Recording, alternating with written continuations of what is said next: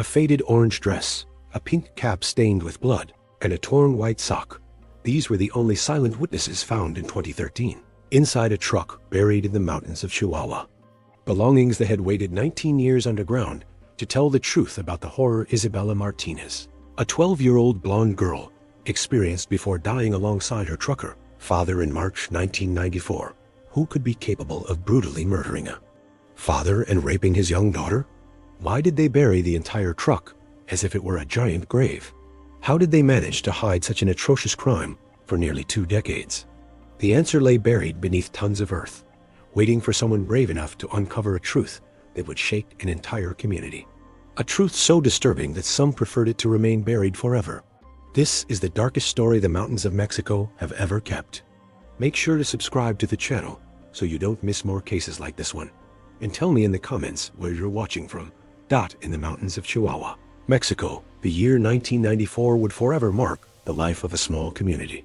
Roberto Martinez, a 60-year-old truck driver with a thick mustache and hands hardened by labor, wore his usual red plaid shirt and worn-out jeans when he left home that cold March morning.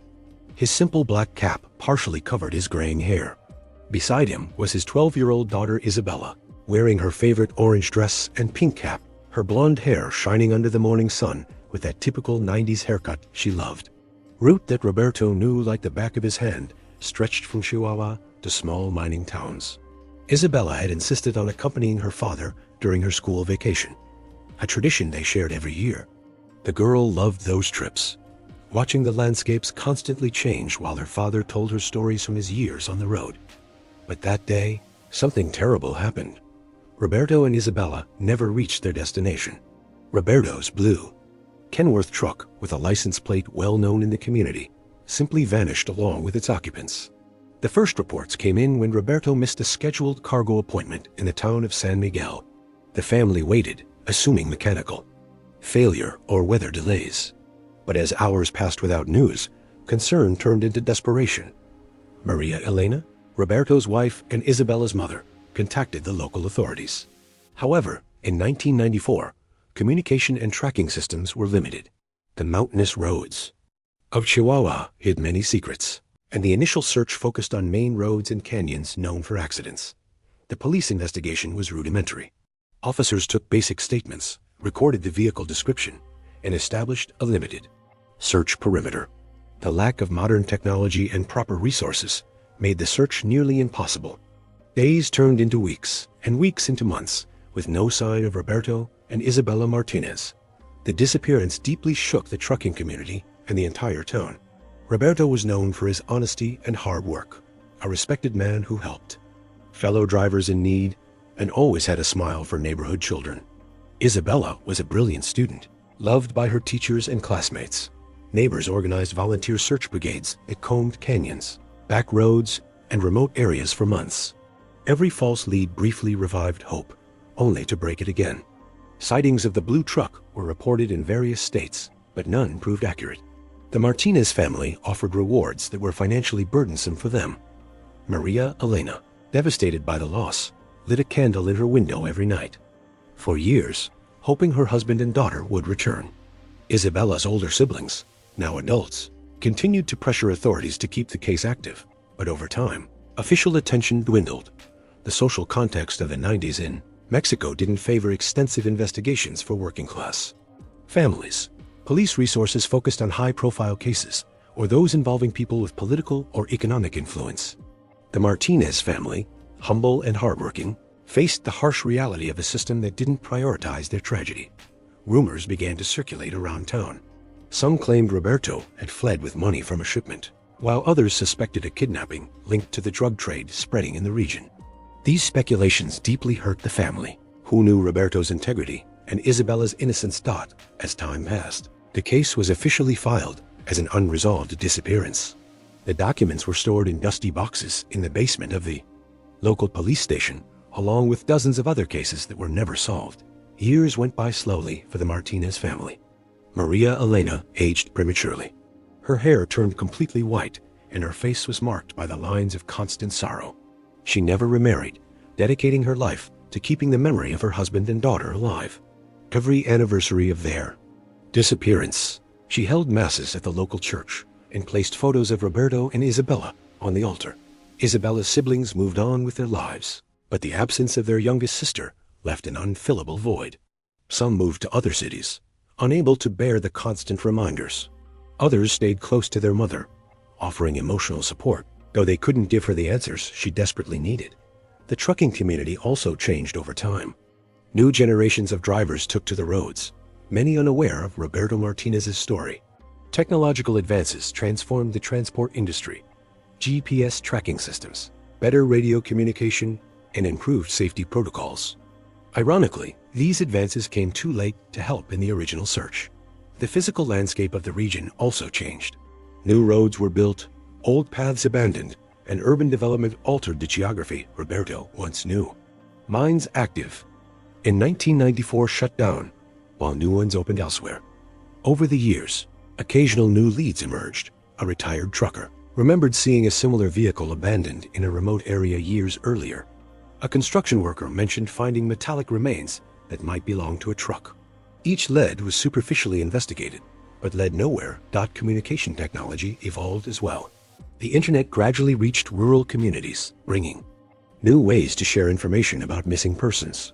Maria Elena learned to use basic computers to post photos of Roberto and Isabella on websites dedicated to unsolved cases. By 2013, criminal investigation in Mexico had changed significantly. A new generation of better-trained investigators with access to advanced technology began reopening old unsolved cases. Detective Luis Hernandez, 35, specialized in disappearances and had built a reputation for solving cases others deemed impossible. Raised in a family of police officers, he had studied criminology at the National University. His methodical approach and persistence set him apart from his peers. When he was assigned to Chihuahua's cold case unit, one of the first files that caught his attention was that of Roberto and Isabella Martinez. Reviewing the original file, Hernandez immediately noticed flaws in the initial investigation: inadequate search protocols, shallow interviews, and incomplete documentation. He decided to reapproach the case using modern methods and a fresh perspective. His first step was contacting Maria Elena Martinez, who was now 78, but still had a clear memory of the events. She received the detective with a mix of renewed hope and skepticism earned through years of disappointment. Hernandez assured her he would use all available resources to find answers. The detective began by digitizing all original case information, creating a detailed database with dates, locations, testimonies, and evidence. He used mapping software to identify all possible routes Roberto might have taken on that fateful day in March 1994. Hernandez also implemented criminal profiling techniques. Using sophisticated methods, he analyzed Roberto's historical behavior, his usual routes, business contacts, and any potential threats he might have faced. This analysis revealed patterns that the original investigation had overlooked. One of Hernandez's first major decisions was to expand the geographic area of the search. The original investigation had focused on a 50 kilometers radius from Roberto's last known location. Hernandez extended this to 200 kilometers, recognizing that the truck could have traveled much farther before the tragedy occurred. Detective Hernandez implemented an investigative strategy that combined modern technology with intensive fieldwork. He used updated government databases to track any overlooked record of Roberto's truck and employed geographic analysis techniques to identify remote areas where a large vehicle could have been hidden. During interviews with Roberto's former trucker colleagues, Hernandez uncovered information that had never been officially documented. Several drivers remembered Roberto expressing concerns about certain clients who requested deliveries to unusual locations at odd hours. This suggested that Roberto might have fallen victim to criminals who used legitimate truckers for illicit activities. Hernandez also explored the possibility that the disappearance was linked to the social and economic context of the 1990s. The state of Chihuahua had seen a rise in organized crime during that decade, and many disappearances were never properly investigated due to corruption and lack of resources. The detective established contact with non-governmental organizations working with families of missing persons.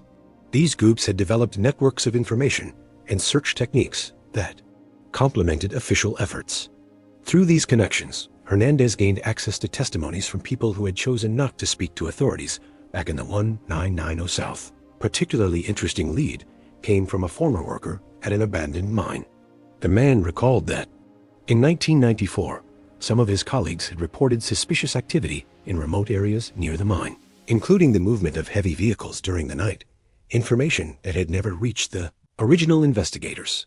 Hernandez organized systematic expeditions to these remote areas using metal detection equipment and forensic search techniques. Although the initial expeditions yielded no results, the detective remained determined. He knew that solving a 19-year-old case required extraordinary patience and a rigorous methodology. His work also included reviewing similar cases in the region. During the 1990s, he identified disappearance patterns that suggested the possibility of a serial perpetrator or a criminal organization operating systematically. In October 2013, a combination of investigative persistence and fortunate coincidence led to a discovery that would change everything. Hernandez had organized a search in a particularly remote mountainous area, about 180 kilometers from Roberto's last known location. The area had been flagged as of interest due to testimonies about suspicious activity in the 1990s. The search team included metal detection specialists, forensic geology experts, and experienced volunteers in missing persons searches. They had been working in the area for 3 days with no significant results when one of the metal detectors recorded a considerable anomaly buried several meters deep. The initial excavation revealed rusted metal clearly belonging to a large vehicle. As workers carefully removed the earth and rocks, it became evident that they had found a fully buried truck. The preservation of the vehicle was remarkable due to the soil conditions and the region's climate. When they finally managed to access the truck's cabin, Hernandez felt a mix of professional triumph and human sorrow. The license plate numbers matched exactly with those of Roberto Martinez's truck. After 19 years, the missing vehicle had been found. Inside the cabin, forensic investigators began a meticulous process of documentation and evidence collection. Among the items discovered were Isabella's orange dress, now faded and worn by time, her distinctive pink cap, and pieces of underwear, matching descriptions provided by the family years earlier. The human remains found in the vehicle were immediately transported for forensic analysis. Although decomposition was advanced, experts were confident they could confirm identities through dental records and DNA testing. The context of the discovery and the personal belongings already provided compelling evidence that they had found Roberto and Isabella Martinez. News of the discovery quickly spread throughout the community.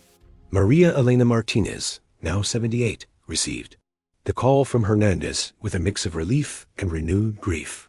After nearly 2 decades of uncertainty, she finally had answers, even though they confirmed her worst fear.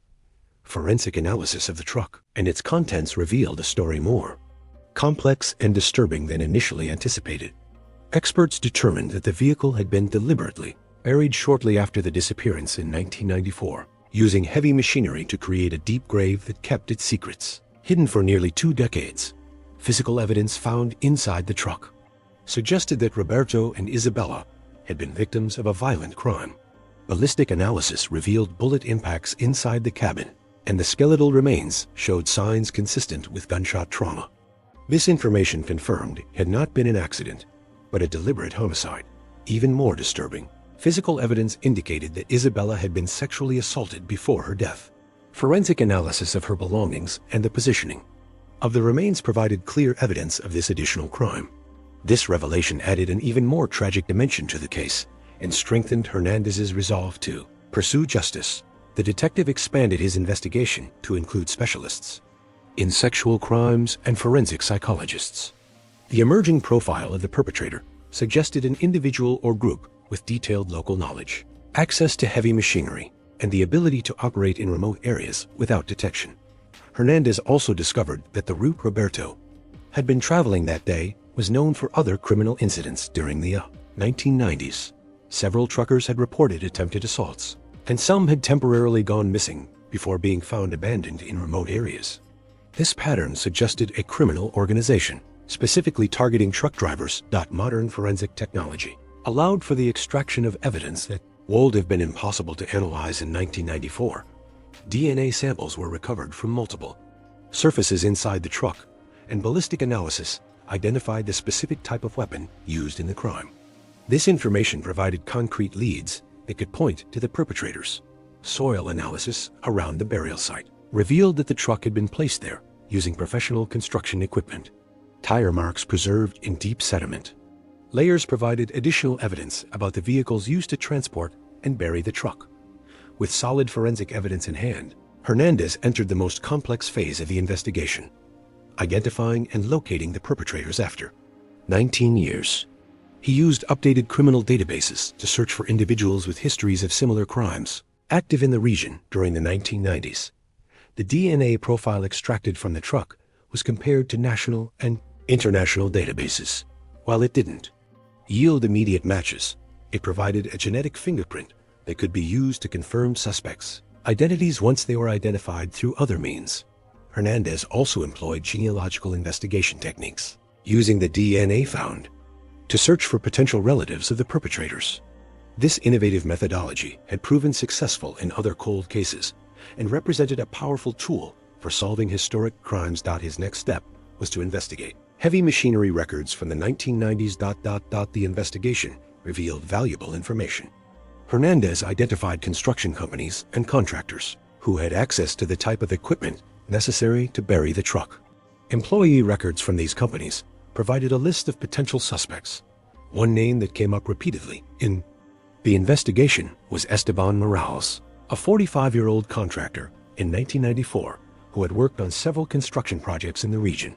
Morales had a history of domestic violence and had been a suspect in other assault cases, although he had never been convicted of serious crimes.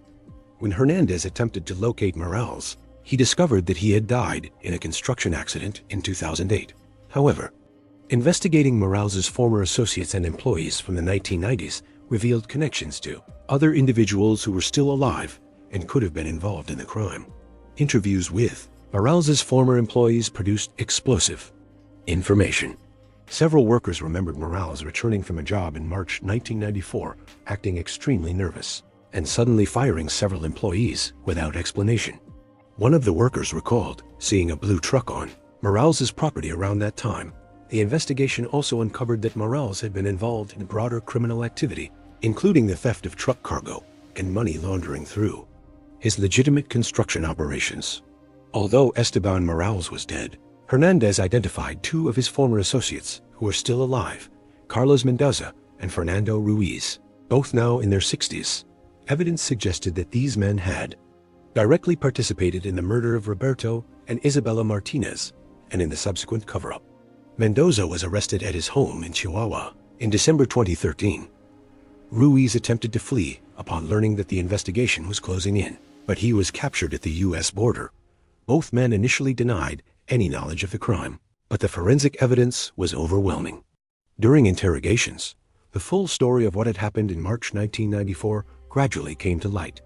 Morales, Mendoza, and Ruiz had been operating a cargo theft scheme, intercepting truck drivers on remote routes and stealing their shipments. Roberto Martinez had been selected as a target because he was transporting a particularly valuable load. The presence of Isabella in the truck had complicated their original plans. The criminals had initially intended only to steal the cargo and let Roberto go. However, the presence of a minor witness escalated the situation. Morales made the fatal decision to eliminate both witnesses. Mendoza's confession revealed the most disturbing details of the crime. He confirmed that Isabella had been sexually assaulted by Morales before being murdered along with her father. The three men had worked together to bury the truck using construction equipment from Morales's company. For nearly 2 decades, the three men had kept the secret, although the guilt had affected their lives in different ways. Ruiz had developed alcoholism and had multiple run-ins with the law for minor offenses. Mendoza had tried to maintain a normal life, but had suffered from chronic depression and social isolation. The confessions provided the closure. The Martinez family had been seeking for 19 years, although they also confirmed their worst fears about the fate of Roberto and Isabella. The trial of Carlos Mendoza and Fernando Ruiz attracted national attention in Mexico, not only due to the brutal nature of the crimes, but also because it served as an example of how investigative persistence and technological advancements could bring justice to families who had waited decades for answers. Maria Elena Martinez, now 79 years old, testified during the trial with remarkable dignity, moving the entire courtroom. Her testimony about 19 years of uncertainty and pain deeply resonated with the jury and the public. Despite her advanced age and fragile health, Maria Elena showed extraordinary strength as she described the impact the disappearance had on her family. Mendoza was sentenced to 40 years in prison for aggravated homicide and sexual assault. Ruiz received a 35-year sentence as an accomplice. Although no sentence could bring Roberto and Isabella back to life, the convictions provided a sense of justice that had been absent for nearly 2 decades. Detective Luis Hernandez was recognized for his exceptional work in solving the case. His methodology and persistence became a model for other investigators working on cold cases. Hernandez established a protocol that was adopted by other police units in Mexico for reapproaching unresolved disappearances. The Martinez family was finally able to hold a proper funeral for Roberto and Isabella. The ceremony brought together hundreds of community members who had kept the family's memory alive during the years of uncertainty. Maria Elena was finally able to extinguish the candle she had kept lit in her window for 19 years. The case also had broader implications for Mexican society. It highlighted the importance of not abandoning missing persons cases, regardless of the time passed or the victim's social status. It also showed how advances in forensic technology could provide new opportunities to solve long-standing crimes. Maria Elena Martinez, although marked by decades of pain, found a form of peace in finally knowing the truth about her family's fate. She became an advocate for other families with missing loved ones, working with non-governmental organizations to maintain pressure on authorities to investigate similar cases. The story of Roberto and Isabella Martinez became a powerful reminder that justice, though delayed, is still justice, and that the truth has the power to heal even the deepest wounds of time. If you've made it this far and want to hear more stories like this, I invite you to subscribe to the channel and turn on the notification bell so you don't miss any updates. Leave a like so we can keep sharing more stories like this. Until next time.